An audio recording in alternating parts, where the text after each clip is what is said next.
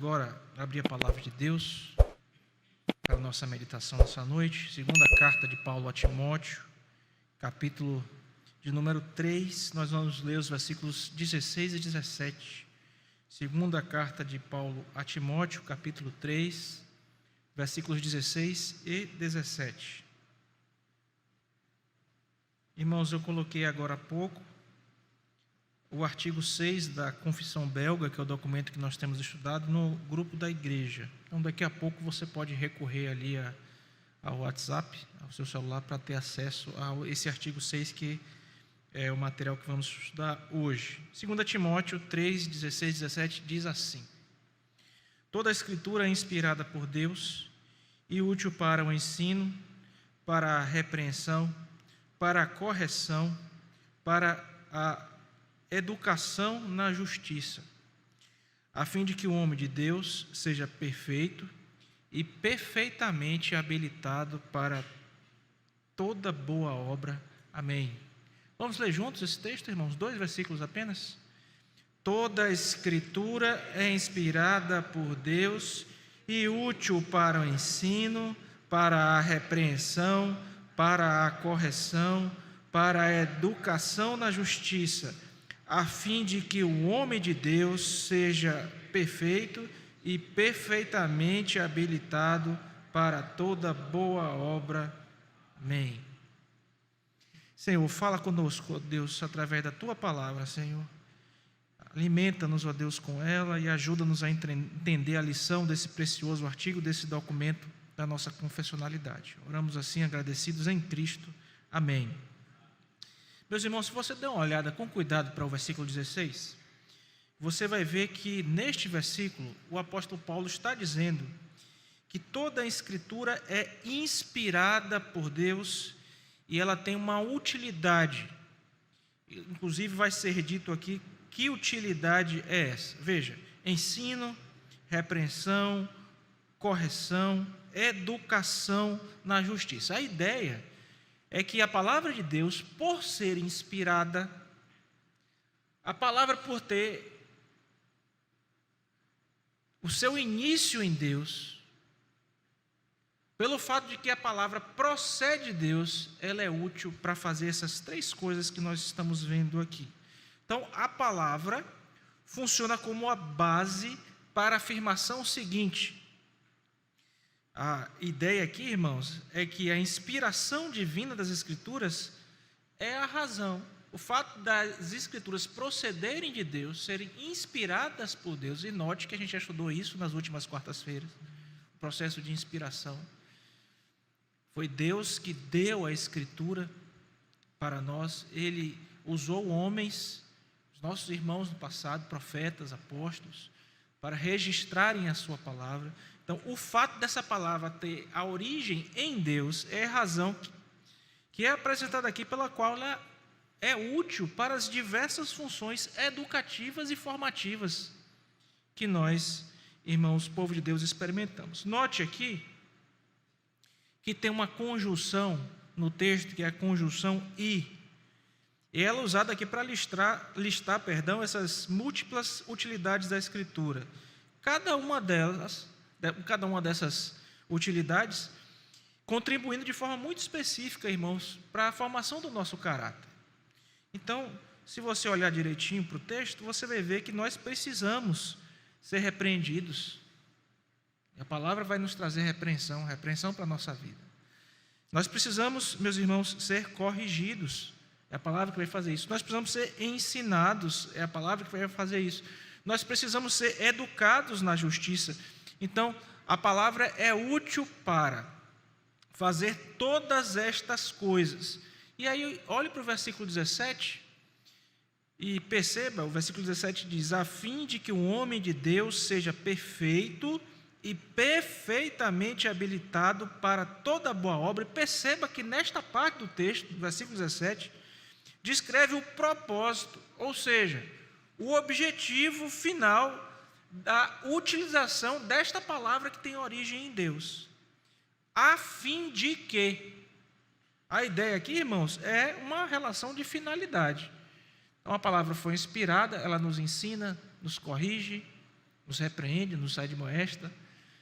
E ela faz isso a fim de que nós sejamos, irmãos, aí vem os resultados, né? Que se espera.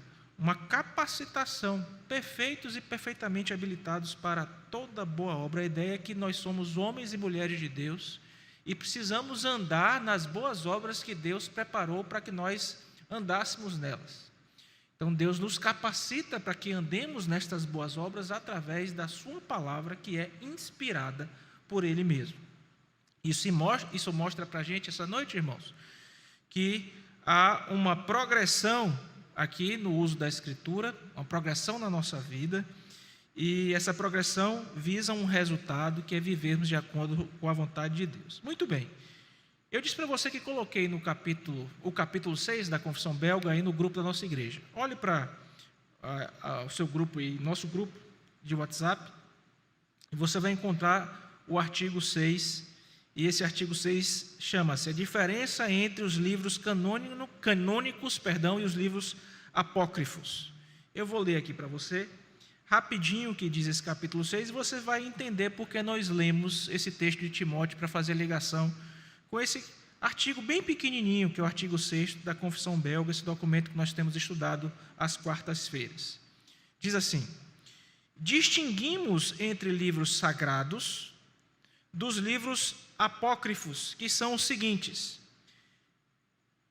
3ª e 4ª Esdras, Tobias, Judite, Sabedoria, Eclesiástico, Baruque, os acréscimos ao livro de Esté e Daniel, a oração de Manassés e 1ª e 2ª Macabeus. Todos esses livros encontram-se no cânone católico. Na Bíblia, se você abrir uma Bíblia católica, você vai ver que todos estes acréscimos foram feitos na Bíblia católica e esses acréscimos não estão na sua versão da Bíblia.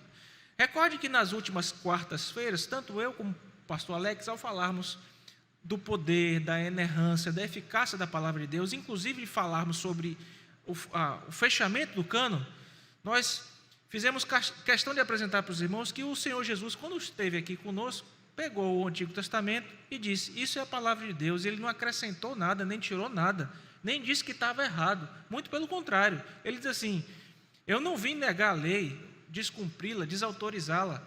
Vai tudo se cumprir, não vai passar nenhum i, nenhum tio. Então ele vem e chancela o Antigo Testamento. Então, o fechamento do cânon veterotestamentário. O mesmo se dá com relação ao Novo Testamento, que precisava ser um texto escrito por um apóstolo, um texto inspirado por Deus, um texto visto pela igreja, analisado, recebido como inspirado, e a partir de então, esse texto era inserido naquele bloco de livros que compõem os livros do Novo Testamento. Veja, meus irmãos, estes livros aqui não estão na nossa Bíblia e nem devem estar. E nós vamos mencionar rapidamente as razões pelas quais estes livros não devem estar na nossa Bíblia. E é justamente sobre isso que a Confissão Belga está tratando aqui nesse artigo de número 6. Ele diz uma coisa importante a respeito desses livros, abre aspas. Olha só o que é dito literalmente. A igreja pode sim ler estes livros e tirar deles ensino, na medida em que concordem com os livros canônicos. Porém, os apócrifos não têm tanto poder e autoridade que o testemunho deles possa confirmar qualquer artigo de fé ou da religião cristã. E muito menos podem eles diminuir a autoridade dos livros sagrados. Por quê, irmãos? O que é que acontece aqui? Deixa eu fazer o link, então, de 2 Timóteo 3, 16 e 17, com esse artigo 6. Veja, a gente costuma falar claramente que a Bíblia é a nossa única regra de fé e que ela é suficiente para a nossa vida, para a nossa carreira cristã, para nos tornar perfeitos e perfeitamente habilitados para toda boa obra. A gente acabou de ver isso em 2 Timóteo. Então, nesse texto, a partir desse texto, nós entendemos que a palavra de Deus é fundamental. Sem ela, irmãos, eu não consigo desenvolver a minha vida cristã, o meu caráter cristão. Eu não sou ensinado, eu não sou repreendido, eu não sou exortado. Eu preciso da Bíblia para todas estas coisas. Para minha formação enquanto cidadão do reino, eu dependo da palavra de Deus. Para que eu seja capaz de praticar boas obras, eu dependo da palavra de Deus. E esta compreensão, meus irmãos, serve como uma ponte muito sólida para abordar esse artigo 6 aqui da Confissão Belga, que vai tratar dos livros que são canônicos, então eles são inspirados, e os livros apócrifos que não são inspirados. Por que esses livros não devem ser entendidos como Bíblia para nós? Porque eles não são inspirados por Deus, simplesmente por este fato. A Confissão Belga nos diz aqui que nós, como Igreja do Senhor, não devemos reconhecer a autoridade destes livros que não são canônicos para a nossa tomada de decisão, para a nossa vida cristã. Se você for lá na Bíblia Católica, você vai encontrar estes livros por lá. Daqui a pouco eu vou rapidamente mostrar para vocês o contexto de cada um desses livros, o que cada um deles trata e por que nós não poderemos considerar esses textos como canônicos, como palavra de Deus para as nossas vidas. Por que a igreja não separou, na hora da formação do cânon, que já estudamos em ocasiões passadas, esses livros e colocou eles dentro dos 66 livros da palavra de Deus? Vamos ver isto. Ok? Então, irmãos, veja que o artigo 6º aqui desse importante documento está mostrando aqui que esses livros não têm autoridade. Agora, os livros canônicos têm autoridade. São eles, meus irmãos, que nos dizem como devemos andar, nos entregam a nossa doutrina. São os livros canônicos que nos repreendem, que nos corrigem, que nos exortam. E a questão por trás aqui deste artigo é enfatizar que somente estes podem fazer isso conosco. Eles ainda dizem, olha, em um determinado aspecto histórico, você pode ler alguns desses textos e, lendo-os, analisá-los e, quem sabe, na medida em que eles concordem de algum modo com os livros canônicos, você tirar alguma lição para você. Mas não passa disso, irmão. Não tem autoridade sobre a sua vida, ok? Então isso serve para você jovem também que está aqui, né? De repente você tem, ou já viu, ou de repente algum coleguinha de colégio, alguma coisa assim, vai para fazer aula de religião, vai fazer uma prova, alguma coisa, e leva uma Bíblia católica. E aí você vai pegar aquela Bíblia e ver que está um pouco diferente, né? Saiba por que é diferente e por que esses livros não devem estar lá, não estão também na nossa Bíblia. Então, esses livros apócrifos, irmãos, embora eles possam ser lidos, e vamos supor, até oferecer algum tipo de conhecimento, não tem autoridade, não é base para a doutrina, não é base para as nossas práticas eclesiásticas, a prática da igreja, e muito menos devem guiar a nossa vida. E eu queria que nós víssemos aqui, irmãos, essa distinção, relembrássemos essa distinção aqui rapidamente. Veja, nos últimos estudos aqui nas quartas-feiras, nós fomos lembrados aqui que este tema da canonicidade é um tema fundamental. Por quê?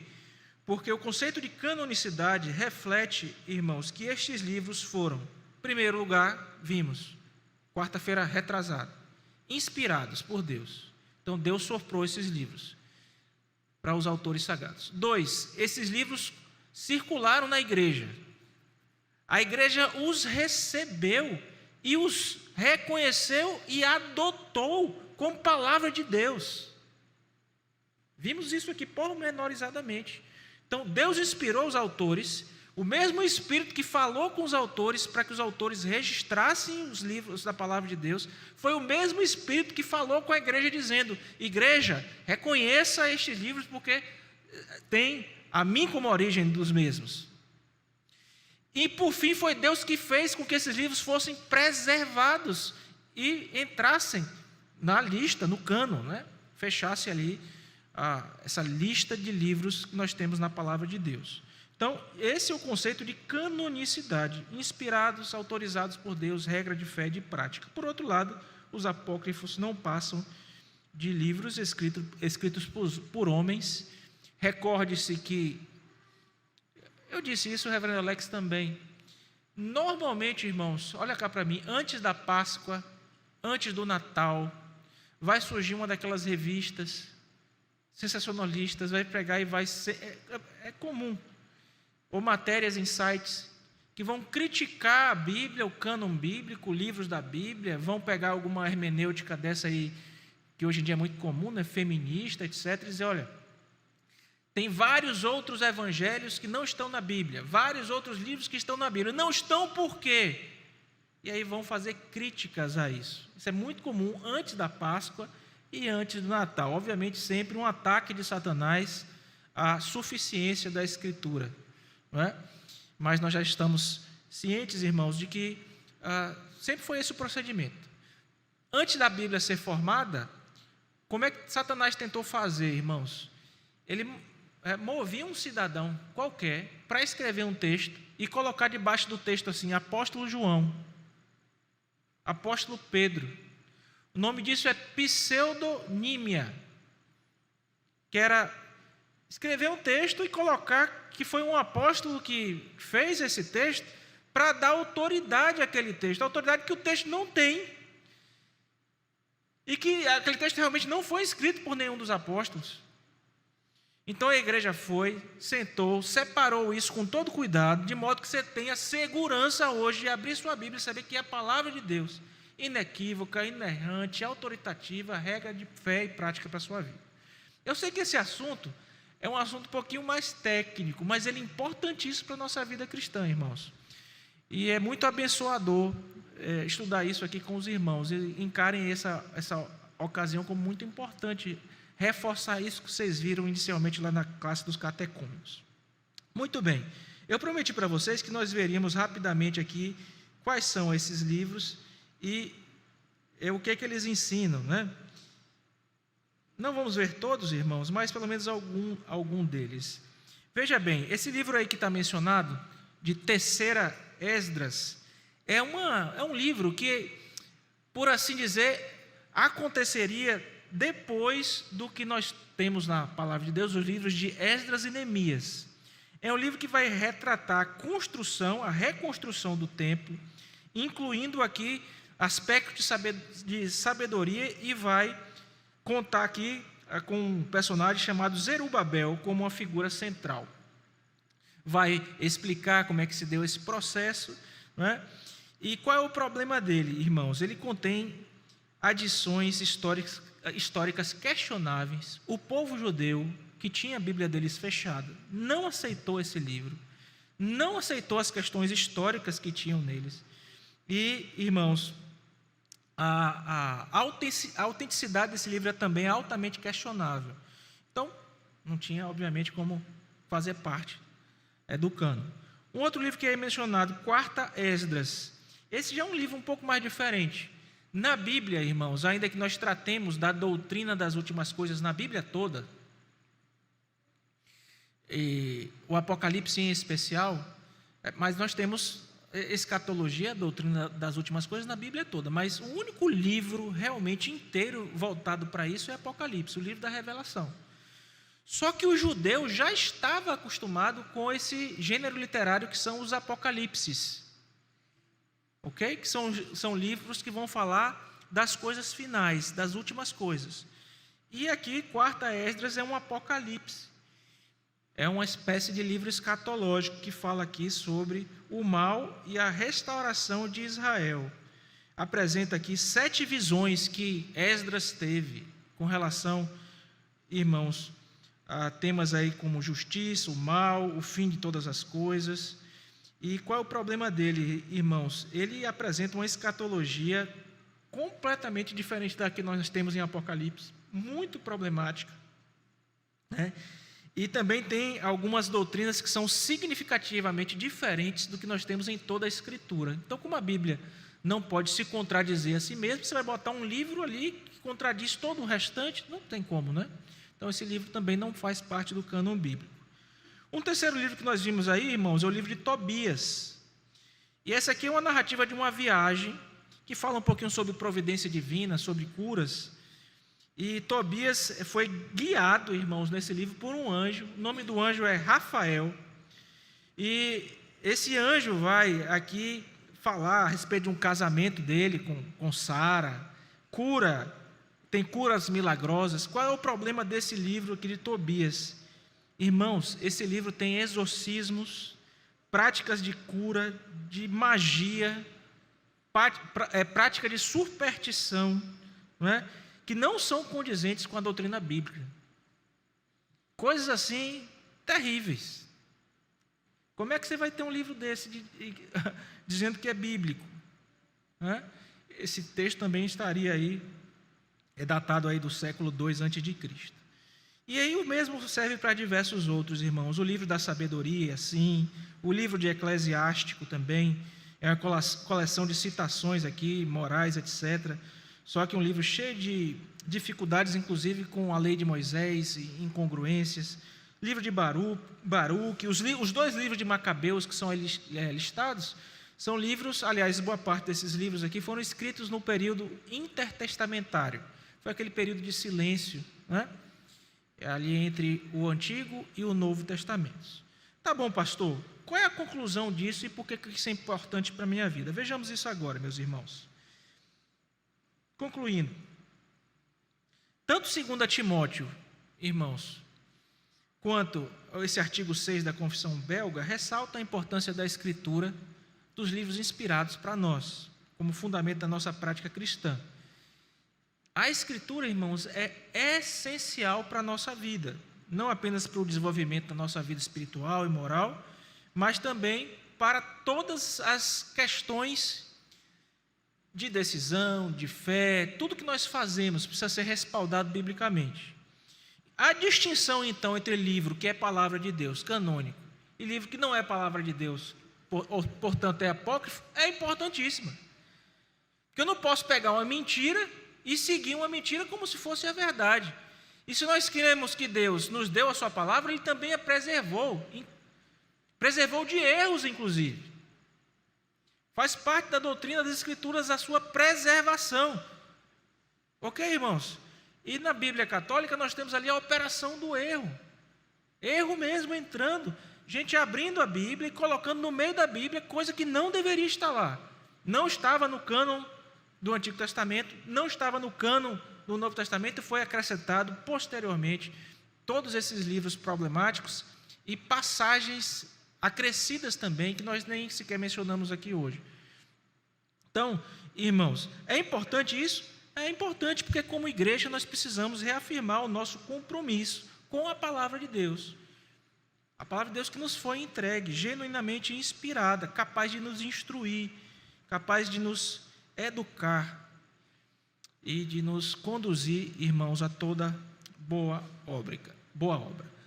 3 aplicações rápidas para encerrarmos o nosso estudo dessa noite. Primeira dela, meus irmãos, veja bem, se a gente não estuda a nossa Bíblia, a gente pode ser conduzido facilmente ao erro, não é verdade? Veja que se você é um cristão que estuda a Bíblia, conhece a palavra, como os bereanos, está checando ali o que foi dito, se vier um ensino esquisito, o que acontece? Você bate o olho e fala assim, poxa, isso aqui está errado. Isso aqui não é bem assim, não. Agora, se você não estuda a sua Bíblia, você começa a ficar com dúvidas. Vem um colega de universidade, vem uma pessoa lá fora, vem até alguém de uma denominação chamada evangélica, afinal o evangelicalismo aqui o espectro dos evangélicos aqui no nosso país é muito grande, e todo tipo de coisa, infelizmente, é dito. E aí, o que acontece com você? Se não conhece a Bíblia, está fadado a andar aí aos tropeções. Então, nós precisamos conhecer a Bíblia. A palavra é inspirada por Deus, é a forma como Deus nos fala, nos alimenta. Ela é útil, irmãos, para a nossa repreensão, correção, educação na justiça. Então, se eu não me aproprio da palavra, eu vou ser, entre aspas, mal educado, eu não vou ser corrigido, eu não vou ser repreendido, eu não vou ser exortado, porque o Espírito fala por meio da palavra. Então, irmãos, veja como Satanás faz. Ele ataca a palavra por diversas formas externamente. Você veja a sociedade, todo o ataque que a sociedade faz à palavra, e ele tenta atacar internamente, colocando erros e coisas que não fazem parte da palavra, para que determinados grupos pensem que aquelas coisas ali são verdadeiras, né? Então, ele é astuto, malicioso, ele faz isso. Então, é importante para a gente conhecer estas coisas. Segunda aplicação, irmãos, nós precisamos ter o nosso discernimento espiritual fortalecido, justamente por esse conhecimento que buscaremos ter. Olha só, eu sempre fico muito impactado, irmãos, com as instruções que a palavra de Deus nos dá a respeito disso. E tem uma que eu quero abrir aqui com os irmãos agora, para que nós leiamos. Por favor, para encerrar, irmãos, abra aí, por favor, em Hebreus, capítulo 5, versículo 11.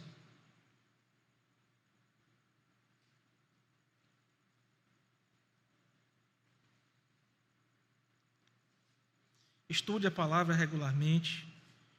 A autoridade das Escrituras para a sua vida diária é fundamental, meu irmão, e você precisa fortalecer o seu discernimento. Às vezes a gente erra porque não discerne. A Bíblia diz: errais por não conhecer o quê? As Escrituras e nem o poder de Deus. Tem gente que quer conhecer o poder de Deus sem as Escrituras, aí fica complicado, né?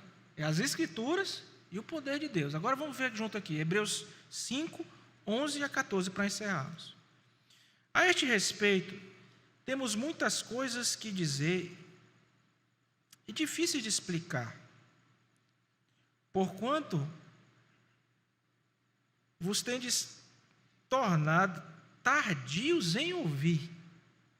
Olha só, ele está começando a exortação dizendo assim: eu tenho muita coisa para falar para vocês, coisas difíceis.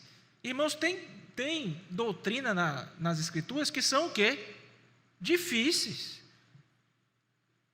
Tem apóstolo no Novo Testamento dizendo assim: Paulo escreve umas coisas difíceis. E ele diz assim: olha, eu tenho muita coisa para falar com vocês, mas eu não posso falar estas coisas porque vocês estão lentos para entender, tardios para ouvir aqui, ó. Veja aí o versículo 12. Pois com efeito, quando devias ser mestres, atendendo ao tempo decorrido, tendes novamente necessidade de alguém que vos ensine de novo quais são os princípios elementares dos oráculos de Deus. Assim vos tornastes necessitados de leite e não de alimento sólido. A ideia é assim: poxa, vocês têm quanto tempo de igreja? Aí a pessoa está ali falando X tempo. E precisa toda hora estar explicando de novo os princípios, as coisas elementares. Não é duro, irmãos? Tende novamente necessidade de que alguém vos ensine de novo quais são os princípios elementares dos oráculos de Deus. Assim vos tornastes necessitados de leite e não de alimento sólido. É a figura da criança, né? Você vai pegar para um bebê recém-nascido e vai dar churrasco? Uma picanha? Para, pastor, para de falar de picanha, né? Não vai, né? Você não vai dar uma carne, uma picanhazinha com aquela gordurinha, você não vai dar para uma criança. Você vai dar o que para ele? Leite, porque é o que ele pode suportar. O autor está usando essa figura para dizer: como é que eu vou falar das coisas mais profundas da palavra de Deus, se quando eu estou falando das coisas mais simples, toda hora tem necessidade que explique para você de novo? E aí finaliza, irmãos. Versículos 13 e 14, ora, aquele que se alimenta de leite é inexperiente na palavra da justiça, porque é criança. Agora veja o versículo 14. Mas o alimento sólido é para os adultos. Quando você vem para um culto de doutrina, aqui não é o local mais de leite, o leite você tomou lá no catecúmenos. Você vem aqui para comer. O assunto às vezes é mais teórico, às vezes o assunto é mais teológico, mais denso. Cânone, negócio de cano, apócrifo. Para que eu preciso disso? Precisa. Quem é que vai ensinar isso para o seu filho? Como é que você vai responder a sua vizinha, seu vizinho que vier lá? Mas eu tenho minha Bíblia aqui, deixa eu abrir aqui, abre em Tobias e vai ler alguma coisa para você. Como é que você vai responder a ele? Esse negócio chato, eu preciso de... Precisa. Agora veja, mas o alimento sólido é para os adultos, para aqueles que pela prática têm as suas faculdades exercitadas para discernir não somente o bem, mas também olha que coisa maravilhosa, é você olhar e saber, isso é palavra de Deus, isso é verdade, isso aqui é bom, isso é justo, isso aqui não, isso aqui não é palavra de Deus. Faculdades exercitadas para discernir não somente o que é bom, mas o mal. Será que a gente precisa disso? Precisa, porque o mal, meu irmão, está cercando a gente o tempo todo, e a gente tem que identificar o mal, certo? Para lutar contra ele. E é a palavra que nos vai ajudar a tudo isso. Que Deus nos abençoe e aplique isso em nossas vidas. Amém.